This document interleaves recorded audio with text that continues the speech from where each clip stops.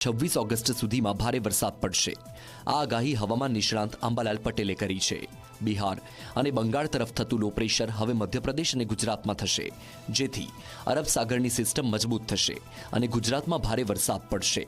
ઉત્તર ગુજરાતમાં અતિભારે વરસાદની આગાહી કરવામાં આવી છે, તો 26 તારીખ પછી પણ એક સિસ્ટમ સક્રિય થશે, જેથી સપ્ટેમ્બર માસમાં અને ગણેશ ચતુર્થીના દિવસે પણ ભારે વરસાદની શક્યતા વ્યક્ત કરવામાં આવી છે।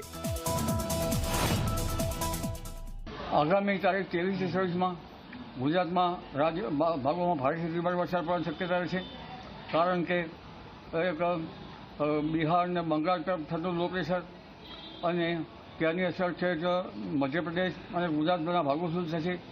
અરબ સાગરની સિસ્ટમ જે છે એ મજબૂત થશે અને તે પણ મધ્યપ્રદેશના ભાગો સુધી આવશે। આથી તારીખ 23 થી 26 પૂર્વ ગુજરાતના ભાગો, ગુજરાતના અન્ય ભાગો અને સૌરાષ્ટ્રના ભાગો તેમજ કચ્છના ભાગોમાં વરસાદ થવાની શક્યતા રહેશે। પૂર્વ ગુજરાતના કેટલાક ભાગો અતિ ભારેથી અતિભારે વરસાદ થવાની શક્યતા રહેશે। મધ્ય ગુજરાતના ભાગોમાં વરસાદ થશે, ઉત્તર ગુજરાતના ભાગોમાં વરસાદ થશે, સાબરકાંઠાના ભાગોમાં પણ વરસાદ થવાની શક્યતા રહેશે। તહેવારોની